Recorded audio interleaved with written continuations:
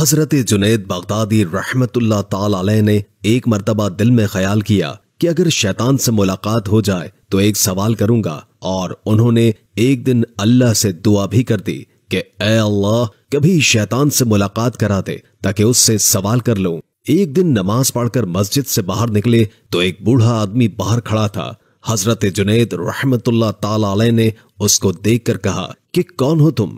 कहने लगा कि मैं वही हूं जिससे मिलने की आपको आरजू और तमन्ना थी। हजरत समझ गए कि ये असल में शैतान है। शैतान ने कहा, आप मुझसे क्यों मिलना चाहते थे? हजरत जुनैद रहमतुल्लाह ताला अलैह ने कहा कि मेरे जहन में तेरे मुतालिक एक सवाल है। सवाल यह है कि जब अल्लाह ताला ने तुझे हजरत आदम अलैहिस्सलाम को सजदा करने का हुक्म दिया तो मेरी समझ में नहीं आता कि आखिर तुझे किस चीज ने अल्लाह के हुक्म की तामील से मना किया? क्यों तूने सजदा नहीं किया? क्या अल्लाह की अजमत को नहीं जानता था? अरे तुझे अल्लाह की मारिफत हासिल थी, अल्लाह की अजमतों और जलालतों से तू वाकिफ था।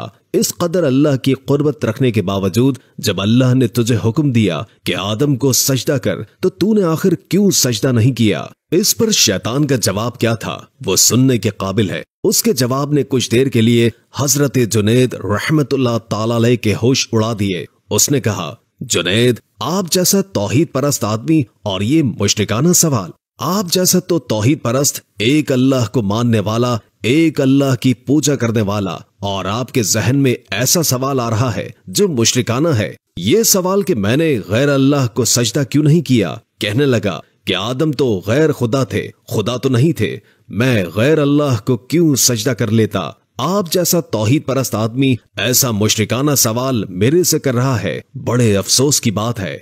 हजरत जुनैद रहमतुल्लाह ताला अलैह कहते हैं कि जब उसने ये बात मुझसे कही तो मुझे लगा कि हाँ, ये तो ठीक कह रहा है, और फिर थोड़ी देर के बाद मुझे ऐसा मालूम हुआ कि मेरा ईमान सल्ब हो रहा है। इसलिए मैं सन्नाटे में पड़ गया, होशो हवास बाकी न रहे। मैं सोचने लगा कि उसको क्या जवाब दे सकता हूँ। इसलिए जब वो कह रहा है कि तुम एक अल्लाह को मानने वाले हो और मुझे पूछते हो कि आदम को सजदा क्यों नहीं किया, हजरत जुनैद रहमतुल्लाह ताला अलैह कहते हैं कि मेरे जहन में जवाब नहीं आया। फौरन अल्लाह की तरफ से इल्हाम हुआ और मुझसे कहा गया कि इससे ये पूछो कि हुक्म देने वाला कौन था। हुक्म देने वाला जब खुद कह रहा है कि फला चीज को सजदा करो, तो तौहीद इसी का नाम है कि उसकी बात को मान लिया जाए। हजरत जुनैद रहमतुल्लाह ताला अलैह कहते हैं कि उस इल्हाम के बाद मेरा ईमान बरकरार हुआ, वरना मुझे तो ऐसा मालूम हुआ कि मेरे ईमान में तजल्जुल पैदा हो गया है। ये है शैतान की मक्कारी और अय्यारी।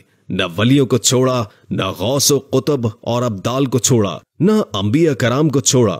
गौर करो कि शैतान बातों और चीजों को किस तरह मुज़य्यन करता है और गुमराह करने की कोशिश करता है। इसका जरा अंदाजा इस वाक़ये से आप कर लीजिए। इसलिए कभी भी शैतान से बेफिक्र नहीं होना चाहिए। शैतान की अय्यारी और मक्कारी से बसा औकात इंसान बेईमान भी हो जाता है, लेकिन उसे खबर नहीं रहती कि मैं बेईमान हो गया हूँ। शैतान कुफ्र को मुज़य्यन कर देता है। अल्लाह ताला हम सबको नफ्स और शैतान के हथकंडों से महफूज रखे।